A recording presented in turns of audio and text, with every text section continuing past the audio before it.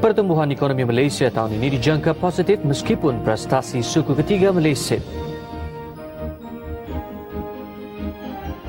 Kerajaan beri tambang percuma kepada anggota tentera dan keluarga untuk balik kampung bercuti.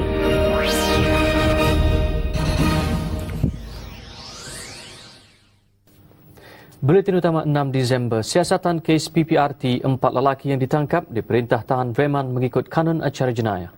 Palestin tertekan, pengasas Hamas dikenakan tahanan dalam rumah bersama Azmi untuk berita utama.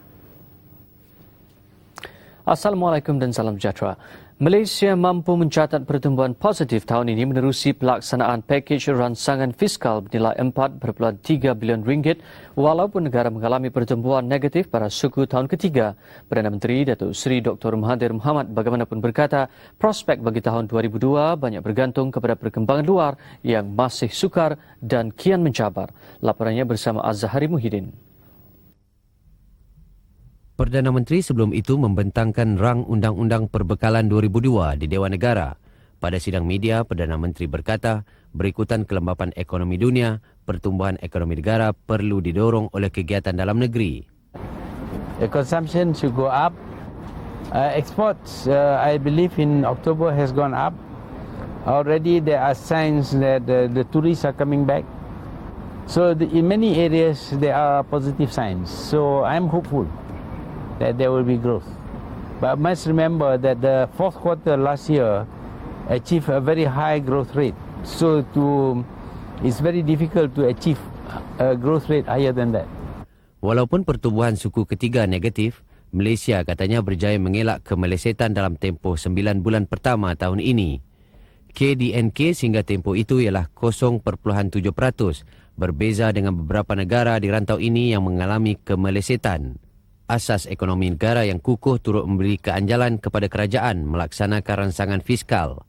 Ia disokong oleh rizab antarabangsa negara yang kukuh pada 116.5 bilion ringgit sehingga November lalu atau 6 kali hutang luar negara jangka pendek.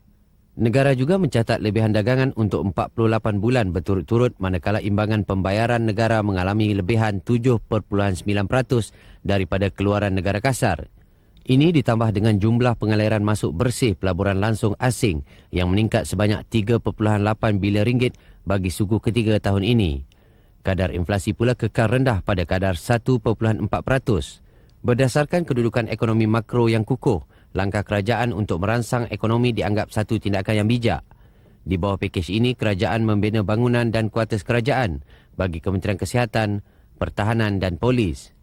Penyelenggaraan jalan di kawasan industri juga turut dilakukan.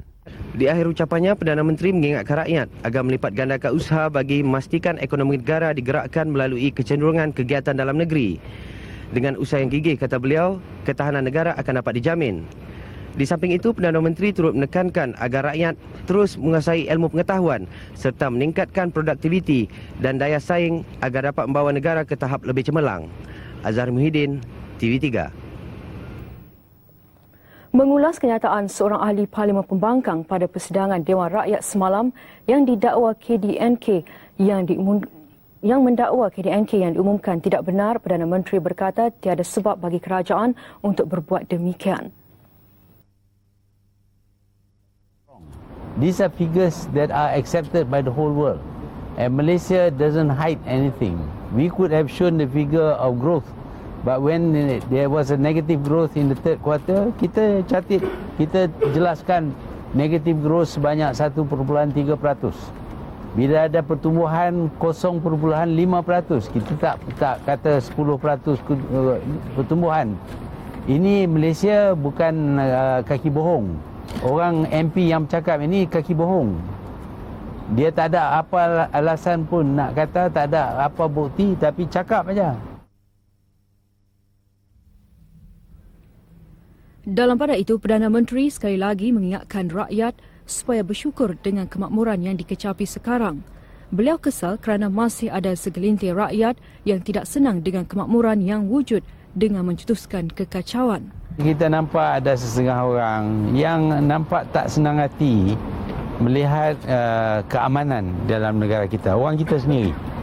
Dan mereka ingin melakukan cara-cara yang terdapat di Afghanistan. Mereka belajar di sana, balik di sini untuk nak lakukan cara-cara pemberontakan di sana.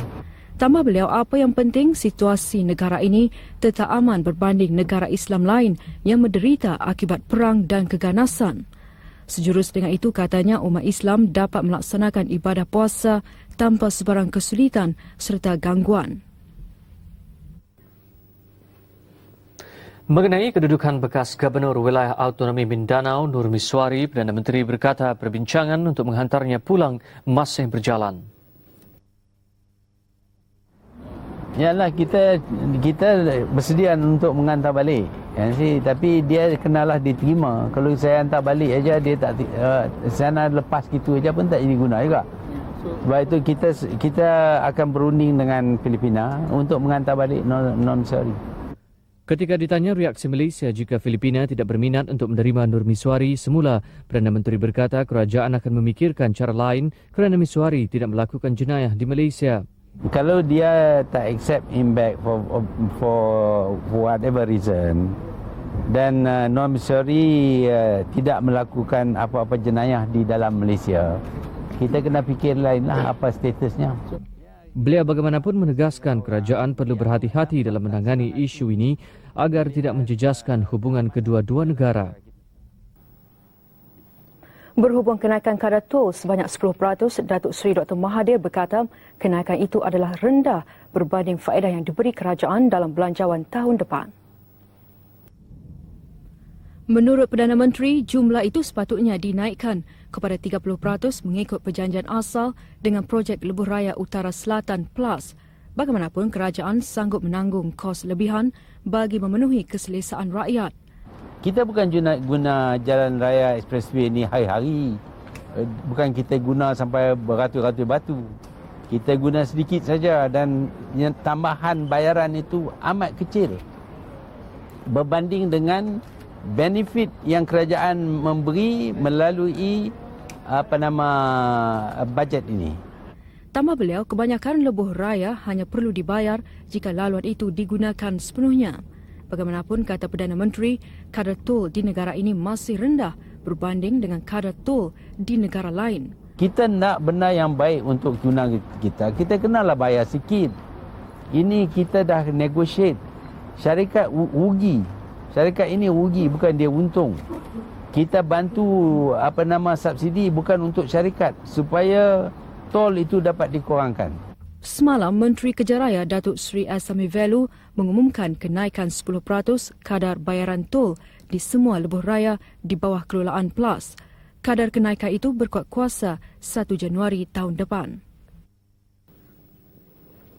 Sementara itu, Dewan Rakyat diberitahu beberapa syarikat memegang konsesi lebuh raya sedang menimbang menaikkan kadar tol di laluan masing-masing. Menteri Kerja Raya Datuk Seri Asami Velu yang mengesahkan perkara itu berkata ia masih lagi di peringkat perbincangan. Laporan Syaril Kadir di Parlimen.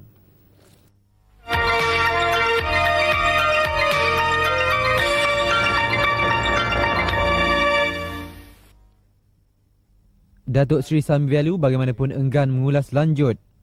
Beberapa syarikat lagi ada dalam pertimbangan kita lah, tetapi kita tidak boleh beritahu apakah pandangan, oleh kerana kita masih lagi pun kita berbincang dengan mereka. Semalam beliau mengumumkan kenaikan kutipan tol bagi projek Lebuh Raya Utara Selatan PLUS sebanyak 10% atau 1.12 sen bagi setiap kilometer mulai Januari depan. Dengan itu, kadar baru tol di PLUS ialah 12.36 sen bagi setiap kilometer berbanding 11.24 sen ketika ini. Sebelum itu, ketika menjawab soalan, Ahli Parlimen Ipoh Barat, Datuk Ho Cheong Sing, Datuk Seri Asami Velu menegaskan keputusan kerajaan menaikkan kadar tol PLUS adalah muktamad. Dalam perjanjian baru dengan PLUS, kerajaan dan syarikat itu akan berkongsi keuntungan dari pungutan tol jika jumlah trafik melebihi anggaran. Kepada jawapan bertulis Ahli Parlimen Seputih Teresa Kok Su Sim, beliau menjelaskan terdapat 5 lagi lebuh raya baru sedang dibina di kawasan Lembah Kelang. Antaranya Lebuh Raya Penyuraian Trafik Kajang, Lebuh Raya Kajang Seremban dan Lebuh Raya Shah Alam Kuang. Semua laluan jangka siap sepenuhnya menjelang tahun 2004. Dalam satu lagi perkembangan, Dewan dimaklumkan mengenai pelaksanaan skim baja padi persekutuan yang akan diperluaskan ke negeri Sabah dan Sarawak mulai tahun 2002. Melalui skim ini, mana-mana petani yang mengusahakan tanaman padi berkeluasan kira-kira 10 hektar layak untuk menerima bantuan. Dan kerajaan juga bersetuju untuk memberikan subsidi harga padi pada kadar RM248.10 bagi setiap tan padi yang dihasilkan oleh para petani di kedua-dua buah negeri itu. Syarif Kadir untuk TV3.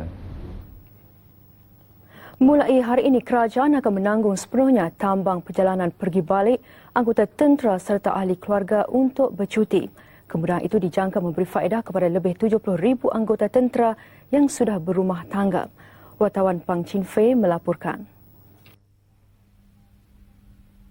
Perubahan ini membabitkan perbelanjaan RM38 juta.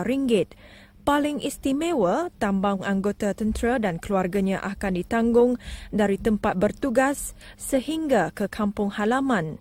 Ini sebagai satu galakan atas konsep memperkukuhkan institusi keluarga dan mengurangkan perbelanjaan waktu cuti. Dengan ini maka percutian mereka yang diluluskan oleh kerajaan adalah ditanggung oleh kerajaan sehingga ke negeri asal. Dengan perubahan itu, kerajaan akan menanggung semua perbelanjaan tambang anak yang berumur di bawah 21 tahun tanpa had bilangan. Bagaimanapun, ia hanya meliputi satu perjalanan pergi balik sahaja dalam tempoh 30 hari cuti yang diberikan. Jadi kalau sebelum ini hanya 3 orang anak saja yang dibiayai dan hanya ke sebahagian tempat saja. Jadi sekarang akan dibiayai sepenuhnya kepada semua anak-anak mereka. Jadi ini adalah satu kelebihan kepada Angkatan Tentera Malaysia. Pada di masa dahulu anggota misalnya daripada bercuti daripada Sabah nak balik ke KL, kemudian nak balik ke Kota Baru, kerajaan hanya peruntukkan daripada ke Sabah hanya ke KL saja. Selebihnya nak balik ke Kota Baru, anggota itu akan sendiri yang pembelanjaan akan keluar sendiri. Tapi dengan pengumuman hari ini, alhamdulillah, satu peluang pada anggota di mana semuanya ditanggung oleh kerajaan. Terdahulu, Datuk Seri Najib menyampaikan sijil kepada 232 anggota tentera bersara yang menamatkan kursus latihan di Perbadanan Hal Ehwal bekas Angkatan Tentera Perhebat. Keputusan kerajaan untuk menanggung semua perbelanjaan tambang Angkatan Tentera bersama keluarganya ketika bercuti menunjukkan kerajaan sememangnya prihatin terhadap kebajikan anggota tentera. Ini sudah tentu akan menyemarakkan semangat Angkatan Tentera Malaysia untuk terus berkhidmat dengan lebih cemerlang bagi mempertahankan keselamatan dan kesejahteraan negara. Pan Shifei untuk TV3.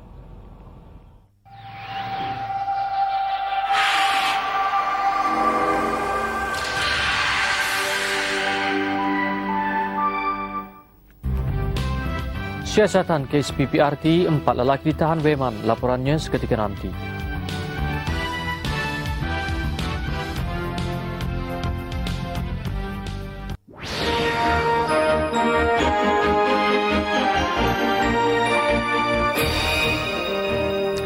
Mahkamah Magistrate Kuala Lumpur membenarkan polis menahan reman 4 lelaki bagi membantu siasatan kes penyelewengan projek pembangunan rakyat termiskin PPRT bernilai RM36.5 juta. Magistrate Hamidah Muhammad Daril memerintahkan keempat-empat mereka ditahan mengikut Seksyen 117 Kanun Acara Jenayah. 2 daripada mereka dikenakan tahanan reman 5 hari sehingga Isnin ini, manakala 2 lagi selama 3 hari. 3 daripada mereka berpangkat Datuk ditahan oleh polis Bukit Aman petang semalam di Pejabat Bahagian Jenayah Perdagangan beberapa jam selepas memberi keterangan kepada polis.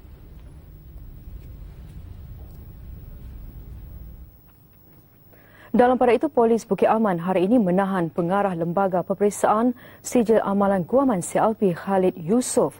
Khalid ditahan di rumahnya di Shah Alam kira-kira jam 11 pagi. Timbalan Pengarah 1 Bahagian Siasatan Jenayah Bukit Aman dalam satu kenyataannya mengesahkan tangkapan itu. Menurut kenyataan berkenaan, Khalid ditahan mengikut Seksyen 468 Kanun Kesesaan bagi kesalahan mengubah markah-markah keputusan CLP dengan maksud hendak menipu. Semalam, Lembaga Kelayakan Profession Undang-Undang memutuskan menggantung tugas Khalid untuk satu tempoh yang tidak dinyatakan. Kegiatan ekspor negara terus menunjukkan tren peningkatan dengan ekspor mencecah 28.8 bilion ringgit Oktober lalu. Peningkatan 4.34% itu menjadikan jumlah ekspor Oktober lalu yang kedua tertinggi tahun ini. Menurut Menteri Perdagangan Antarabangsa dan Industri Datuk Seri Rafidah Aziz, ia menunjukkan ekonomi Malaysia adalah lebih baik berbanding ekonomi serantau lain yang mengalami kemelesetan. Datuk Seri Rafidah mengumumkan nilai perdagangan Malaysia itu pagi tadi. Ekspor mencatatkan nilai tertinggi pada Mac lalu iaitu sebanyak 29.6 bilion ringgit. Pada Oktober lalu, Amerika Syarikat kekal sebagai pasaran nombor 1 Malaysia. Dari segi ekspor ke US, kita lihat peningkatan dalam ekspor barangan elektrikal dan elektronik dalam suku pertama, suku kedua dan suku ketiga tahun ini. Jadi kita harap dengan berterusannya promosi kita ke Amerika Syarikat, kita dapat mempertahankan prestasi ini. Selain Amerika Syarikat, destinasi ekspor utama negara pada Oktober lalu ialah Singapura dengan nilai 5.102 bilion ringgit, Jepun 3.489 bilion ringgit, Thailand 979.99 juta ringgit dan United Kingdom 712.79 juta ringgit. Barangan ekspor utama pada bulan Oktober lalu diterajui oleh elektrikal dan elektronik iaitu sebanyak 16.748 bilion ringgit. Ia adalah pertumbuhan sebanyak 4.5%. Kementeriannya juga akan mengadakan 47 promosi perdagangan luar negara tahun depan. Ia termasuk 11 di Asia Barat. Kumpulan Wang Simpanan Pekerja KWSP telah meluluskan sejumlah 976,998 permohonan di bawah pelbagai skim pengeluarannya dengan nilai simpanan sebanyak 9.99 bilion ringgit sepanjang tahun 2000. Bilangan kelulusan itu menunjukkan peningkatan sebanyak 83% berbanding tahun 1999. Menurut laporan tahunan KWSP 2000, jumlah pengeluaran tertinggi adalah untuk tujuan perumahan di mana lebih 192,000 ahli telah mengeluarkan simpanan bernilai 2.2 bilion ringgit. Bilangan ini menurun 8% berbanding 1999 walaupun KWSP telah memperbarui skim pengeluaran perumahan sedia ada. Di antara skim pengeluaran baru yang diperkenalkan, skim annuity mencatatkan pengeluaran tertinggi iaitu 720.19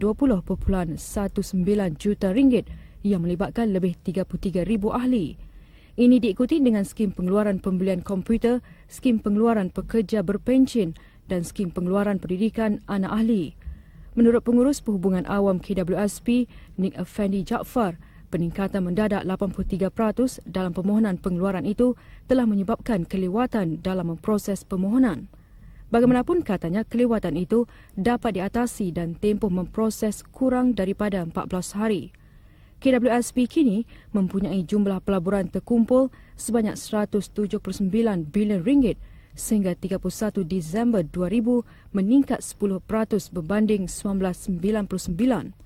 Daripada pelaburan ini, KWSP memperoleh pendapatan kasar 10.54 bilion ringgit, susut sedikit berbanding tahun lalu disebabkan aliran kadar faedah yang rendah dan sentimen pasaran yang berubah-ubah. KWSP adalah sebuah dana pencen yang memberikan jaminan kewangan untuk ahlinya semasa persaraan mereka. Laporan pasaran saham. Bursa saham Kuala Lumpur ditutup bercampur-campur berikutan kegiatan pengambilan untung.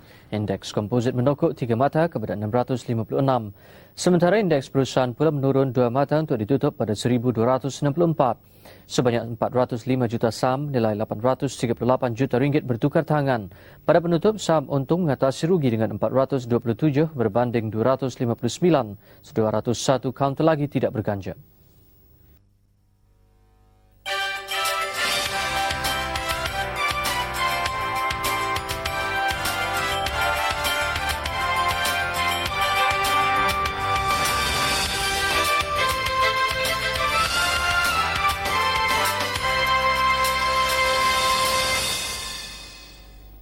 Dan di pasaran tukaran asing, ringgit ditutup bercampur-campur berbanding beberapa mata wang utama dunia.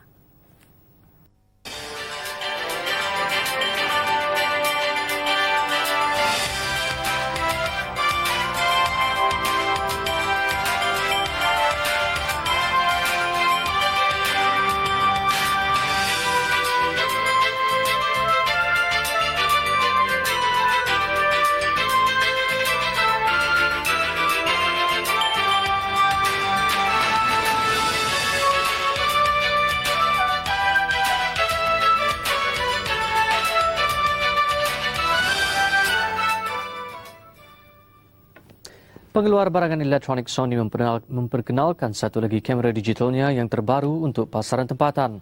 Berbeza dengan yang lain, kamera micro MV Handycam itu adalah yang terkecil di dunia dilengkapi dengan ciri terbaru teknologi digital.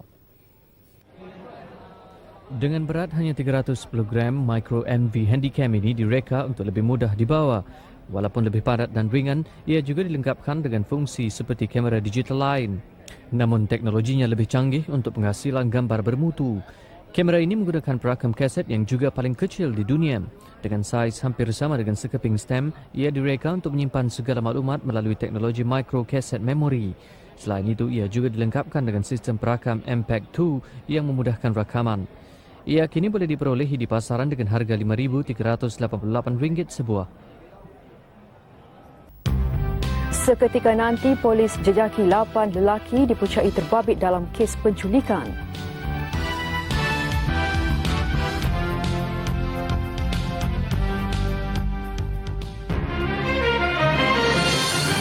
Mendapat kuasa ikut pintu belakang. Kemampuan menerajui negara diragui. Kini kepimpinannya disanjung.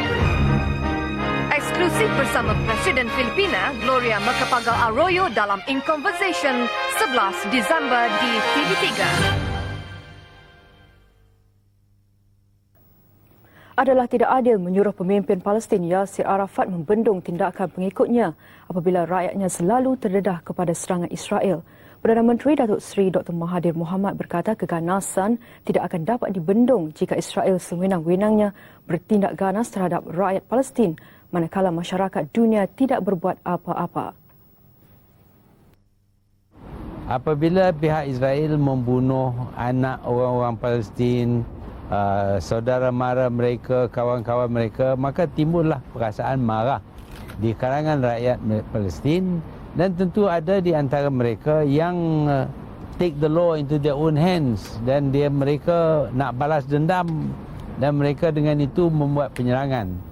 Hasil daripada penyerangan itu ialah percubaan untuk membunuh Arafat sendiri dan menganggap Arafat sebagai seorang pengganas. Apa dayanya untuk membendung keganasan sedangkan orang Israel mengganas terhadap orang Palestin? Serangan terbaru Israel baru-baru ini ditujukan ke pejabat pemimpin Palestin Yasir Arafat. Beliau bagaimanapun tidak mengalami sebarang kecederaan. Tindakan Israel itu dilancarkan setelah rejim Yahudi itu digegarkan oleh 3 serangan berani mati minggu lalu yang mengorbankan 25 nyawa. Menurut laporan, kumpulan Hamas dikatakan bertanggungjawab ke atas serangan itu.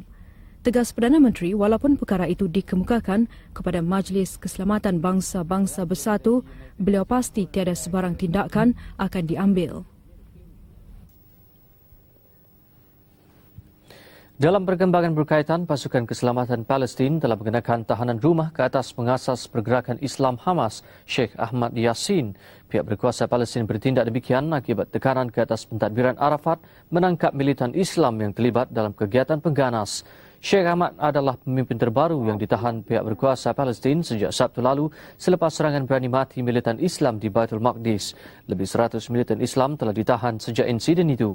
Beratus-ratus penyokong Sheikh Ahmad bergegas ke rumahnya setelah diberitahu mengenai penahanannya. Polis Palestin diarah untuk mengawal keadaan keselamatan di sekitar rumah pemimpin Hamas itu. Hamas mengakui bertanggungjawab dalam serangan berani mati di Baitul Maqdis dan Haifa yang membunuh 25 orang rakyat Israel hujung minggu lalu. Israel bagaimanapun berkata tindakan Arafat menahan Sheikh Ahmad masih belum memadai. Menurut pegawai-pegawai kanan Israel, Arafat sepatutnya bertindak ke atas sayap tentera Hamas.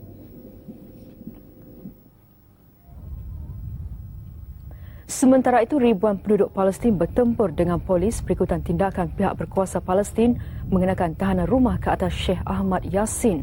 Seorang anggota polis dan seorang penunjuk perasaan turut cedera dalam drama berbalas tembak yang tercetus di luar kediaman pemimpin Hamas itu.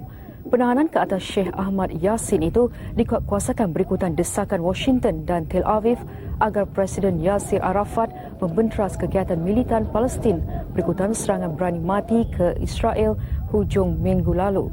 Semalam, satu lagi serangan berani mati dilancarkan ke atas Israel di luar Hotel Baitul Maqdis mencederakan 3 rakyat Yahudi. Pertumpahan darah terbaru itu mengeruhkan lagi usaha damai yang cuba dipelopori wakil Washington Anthony Zinni. Zinni yang bertemu Sharon semalam dijadual bertemu Yasir Arafat di Bandar Ramallah hari ini. Pertemuan dengan pemimpin Palestin itu memberi mesej jelas Washington masih menganggapnya sebagai pemimpin sah Palestin. Yasir Arafat sebelum ini menuduh Sharon sengaja melancarkan serangan tentera ke semenanjung Gaza dan tebing barat dalam usaha untuk menggulingkan kerajaannya. Pengerusi Kerajaan Sementara Afghanistan Hamid Karzai berkata keamanan dan kestabilan akan menjadi keutamaan pentadbirannya. Kerajaan baru ini, kata beliau, akan menentukan rakyat kembali menjalani kehidupan yang normal. Dalam temu ramah yang pertama sejak dilantik, Hamid Karzai memberitahu radio BBC bahawa beliau mahu melihat rakyat kembali menjalani kehidupan seharian mereka. Peace and stability for Afghanistan and Afghanistan's return to a normal life and making sure that Afghanistan lives a healthy economic life and that the people get an opportunity to work and earn. Hamid juga memberitahu radio BBC bahawa beliau sedang berunding dengan pemimpin Taliban bagi penyerahan kuasa secara aman. This was the first time that a senior delegation from the Taliban came to see me personally. This was the first time that we had a face-to-face meeting, and we discussed various things, including a peaceful transfer of power. I hope things will work. Hamid dipilih menjadi pengerusi kerajaan sementara kerana beliau mewakili puak majoriti Pashtun di Afghanistan. Hamid, 43, datang dari sebuah keluarga yang mempunyai hubungan dengan dinasti yang memerintah Afghanistan selama 2 abad. Berasal dari Kandahar, Hamid di antara perisik Afghanistan yang menyeluduk masuk untuk mendorong etnik lain menentang Taliban ketika Amerika mula menyerang. Rakannya Abdul Haq ditangkap oleh tentera Taliban dan kemudian dibunuh. Hamid bagaimanapun sempat diselamatkan komander Amerika dan dibawa keluar dari Afghanistan. Pemilihan Hamid dilihat sebagai memenuhi kehendak Amerika walaupun dinafikan oleh pihak Pashtun. Ketika penaklukan Soviet, Hamid berada di Pakistan dan kembali menjadi timbalan menteri luarnya pada tahun 1992 setelah Soviet berundur. Pada tahun 1994, Hamid menyertai kerajaan Taliban dan kemudian meninggalkannya pada tahun 1996 setelah tidak setuju dengan dasar mereka. Bekas duta Taliban ke Pakistan yang sering menjadi jurucakap kepada rejimnya, Mullah Abdul Salam Zaif berkata kerajaan sementara baru Afghanistan akan ditolak oleh rakyatnya. Ia akan menjadi sebuah kerajaan boneka yang dikawal oleh pemimpin Pakatan Utara. This government is not from Afghanistan, not from Afghanis. And this is not the acceptable to the people of Afghanistan, and only this is a government, puppet government in Afghanistan, which chosen by the Americans and others foreign countries for their interest, not for the people of Afghanistan. We believe that this will be not successful. Mullah Abdul Salam juga berkata Hamid tidak akan mampu mempengaruhi pemimpin minoriti lain dalam kabinetnya. This is one-side government, including Hamid Karzai. They will be not secure in Kabul, and all the control will be with Northern Alliance.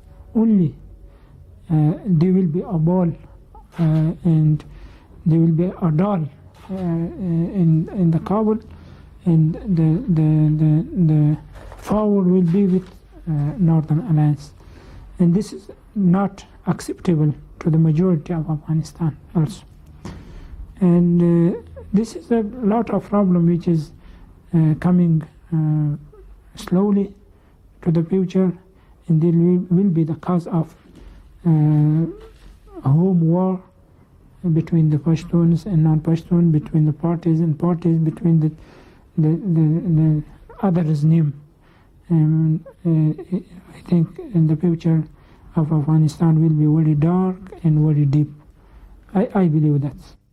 Mullah Abdul Salam juga memberitahu bahawa pemimpin agung Taliban, Mullah Muhammad Omar, masih hidup dan kebanyakan rakyat masih mematuhi dasar-dasarnya. Beliau juga mengajak rakyat berjuang sama ada di segi politik atau melalui peperangan.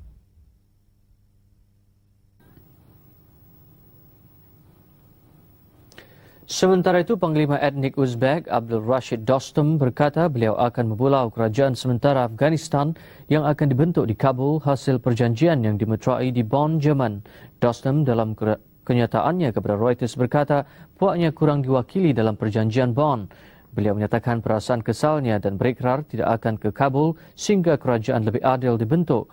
Menurut Dostum, beliau meminta jawatan Menteri Luar diberikan kepada puak Uzbek sebagai sebahagian daripada peranan tenteranya dalam Pakatan Utara.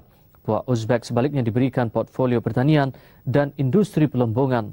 Ini katanya adalah sesuatu yang memalukan dan beliau akan menafikan hak pegawai kerajaan baru itu untuk menggunakan kemudahan di wilayah utara yang terkenal kaya dengan sumber minyak dan gas aslinya. Seorang lagi pemimpin berpengaruh etnik Pashtun, Said Ahmad Gailani berkata, perjanjian Bonn tidak adil kerana pengagihan jawatan Menteri Kerajaan baru itu tidak seimbang. Beliau mahu PBB membentuk jawatan kuasa untuk membawa semua pihak berkumpul dalam loya jirga supaya permasalahan yang timbul dapat ditangani. Doktor sahkan Minarwan boleh beraksi. Laporannya bersama Faisal Ismail dalam segmen sukan.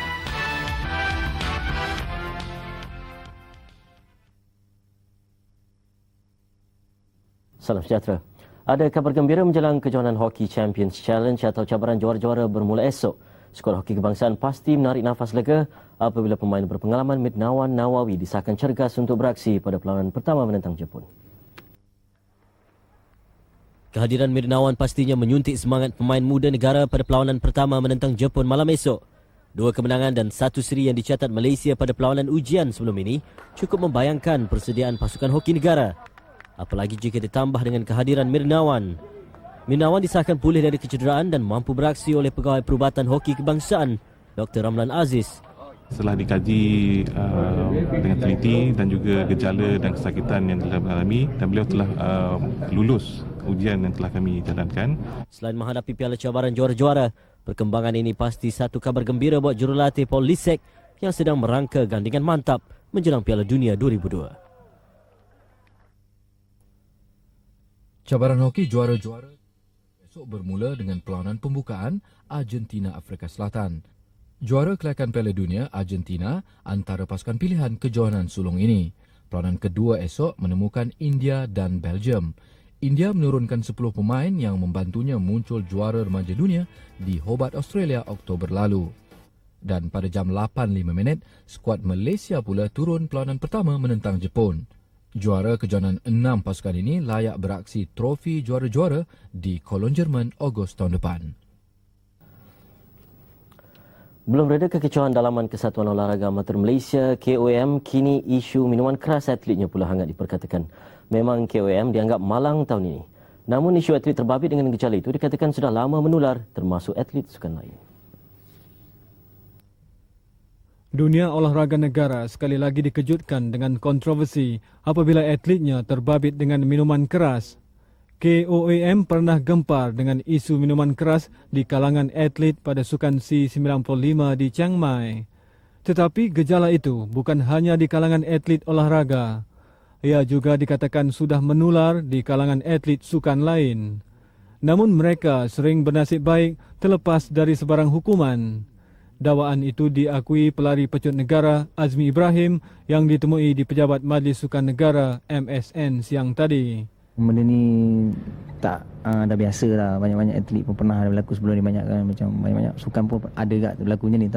Tapi saya tengok dalam sport olahraga ni, nampak ini isu paling besar saya rasa daripada isu yang sukan-sukan lain. Azmi yang bersimpati dengan nasib malang rakannya R. Ganeshwaran berharap isu itu tidak membantutkan program latihan luar negara MSN. Saya minta harap hantar for individual event training kat sana lah. Itulah. Kalau tak dapat relay kan, tak ada team relay kan, hantar individu lah siapa yang berpotensi tu. Perlombaan Latua di Langkawi edisi ke-7 tahun depan menjanjikan aksi yang lebih mencabar. Menurut pengerusinya Datuk Wan Lokman Wan Ibrahim, selain pengesahan awal penyertaan 22 pasukan terbaik Eropah dan Asia, pemilihan laluan berbeza bakal menghangatkan lagi saingan. Bahawa pertama kali edisi ke-7 Latua di Langkawi tidak merangkumi Langkawi sebagai laluan perlombaan. Ia berikutan arahan Kesatuan Berbasikal Antarabangsa UCI supaya masa perlombaan dipendekkan kepada 10 hari. Bagaimanapun penganjur yakin perubahan itu tidak akan menjejaskan perlombaan, apalagi sambutan terhadapnya. Menurut Datuk Wan Lokman, Latua di Langkawi 2002 menunjukkan peningkatan selain pengesahan juara keseluruhan dan juara pecut Paulo Longfranchi dan Paulo Bettini. So, sekarang ni telah boleh dikatakan kebanyakan daripada mereka yang datang adalah profesional. Perlombaan merangkumi lebih 1,300 km itu bakal dimulakan dengan sesi ujian masa individu di Putrajaya 1 Februari ini sebelum berakhir dengan acara kriterium di Kuala Lumpur. Selain Putrajaya sebagai lokasi baru, Bangi, Tampin dan Petaling Jaya dijangka menjadi tumpuan untuk kategori pecut. Kita berpendapat bahawa tahun ini kita akan menyaksikan perlombaan yang sangat sengit. Kita ke perkembangan bola sepak dunia. Selepas aksi goyah pada pusingan kelayakan, Brazil kini sedia untuk kembali menggegar pada Piala Dunia Jun depan. Antara faktor keyakinan Brazil ialah Piala Dunia kali ini berlangsung di negara yang gemarkan corak permainan mereka. Bagi Brazil, suasana Piala Dunia 2002 pasti menyemarakkan aksi samba, khususnya di Jepun. Setelah lega melepasi ranjau kempen kelayakan, skuad Brazil kembali yakin dengan persiapan menghadapi Piala Dunia 2002. Malah mereka sedia mengalas harapan sebagai antara calon juara sekaligus memburu mahkota Piala Dunia kali kelima. Bintang pertahanannya Roberto Carlos percaya bermain di Jepun yang gemarkan bola sepak samba dapat memberi kelebihan buat Brazil. Dia pasti peminat di Jepun akan menerima skuad Brazil dengan baik, justru memudahkan persiapan mereka di padang. Sememangnya Carlos menjadi sandaran Brazil selain Rivaldo, Ederson dan Marcelino pada Piala Dunia nanti. Namun peluang bintang Inter Milan, Ronaldo masih samar akibat kecederaan yang berpanjangan. Jurulatihnya Philip Solari juga kian lancar dengan persiapannya setelah Brazil menggunakan 35 pemain dalam pusingan kelayakan. Biarpun dihantui 6 kekalahan dalam kempen itu, tidak ramai yang berani menafikan peluang mereka untuk menyerlah tahun depan.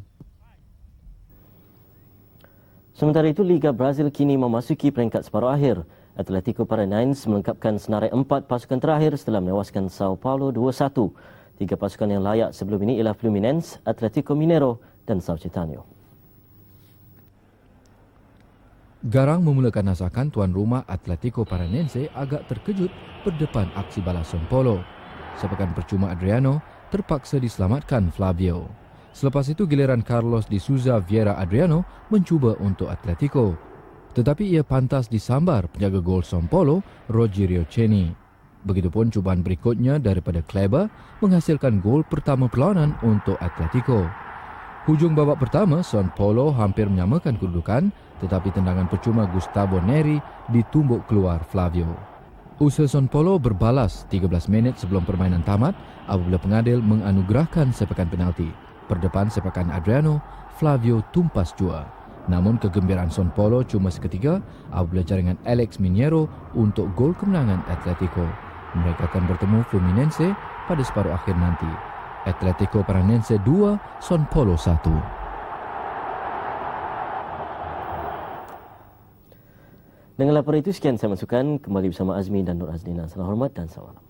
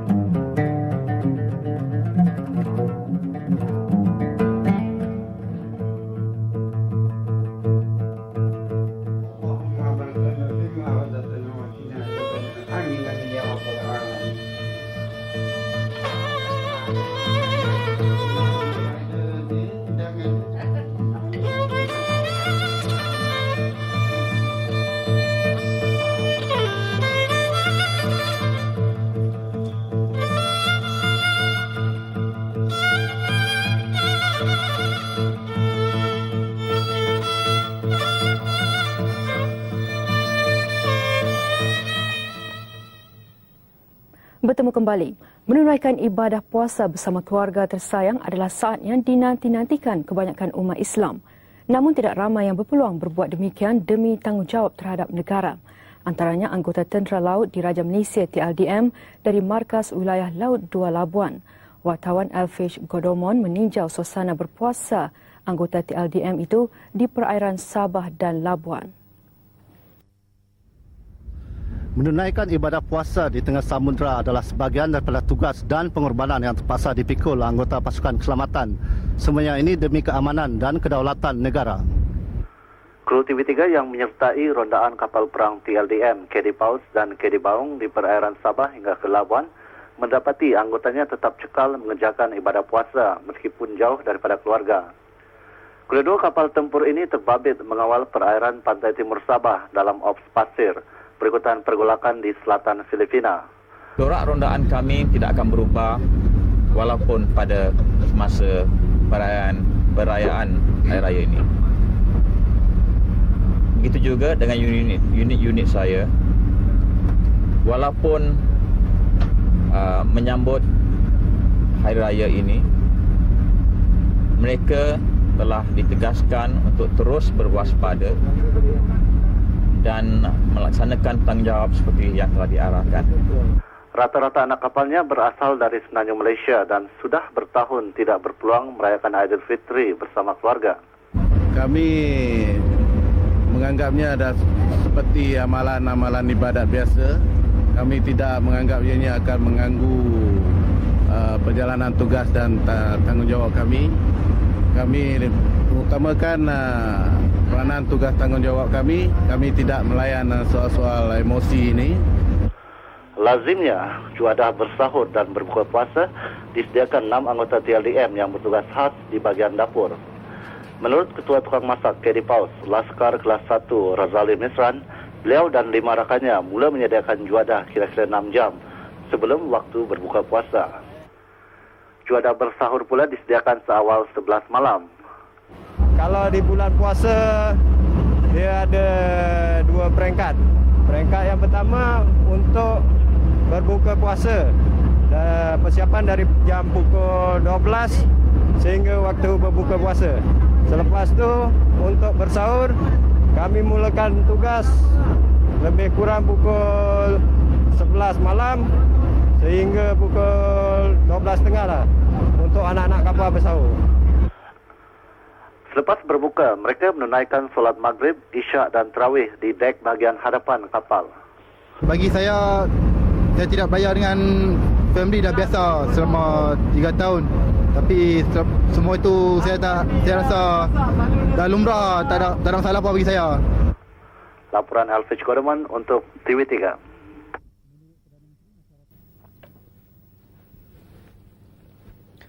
Polis Sabah sedang mengesan 8 lelaki yang dipercayai terbabit dengan 3 kes penculikan di Kota Kinabalu dan Papar sejak 5 bulan lalu. Pensuruhjaya Polis Sabah, Datuk Ramli Yusof berkata siasatan awal tidak menolak kemungkinan kumpulan lelaki itu mempunyai hubungan dengan sindiket penculikan di Semenanjung Malaysia. Menurut Datuk Ramli, seorang anggota kumpulan itu ditembak mati di kawasan Semak di Kota Kinabalu 29 November lalu. Si mati dikenali Tan Kok Han, 26 tahun, beralamat di Kampung Bintawa, Pending, Kuching, Sarawak. Polis turut menemui sepucuk revolver .38, 3 peluru hidup dan 2 kelongsong daripada si mati. Menurut Datuk Ramli, Tan bersama 8 lelaki yang masih bebas dikehendaki berhubung 3 kes penculikan pada Jun, Julai dan hujung November lalu. Dan didapati lelaki Cina ini memang terlibat dengan kes penculikan yang berlaku di negeri Sabah. Seperti yang dilaporkan, 3 laporan yang telah dibuat tahun ini.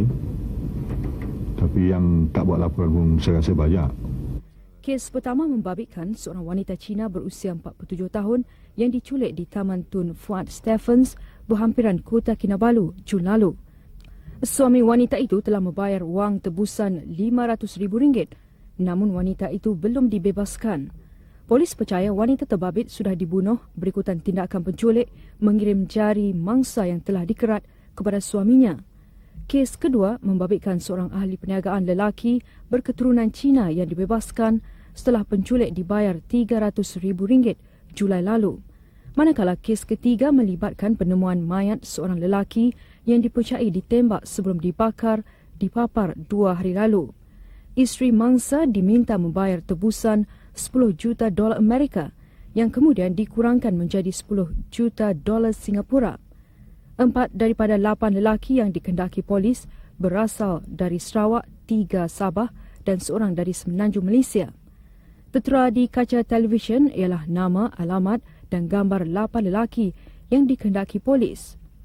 Orang ramai yang mempunyai maklumat berhubung ke 8 lelaki ini diminta menghubungi bilik gerakan Ibu Pejabat Polis Sabah di talian 088 456 999 atau Asisten Superintendent Hazani Ghazali 088 450 291.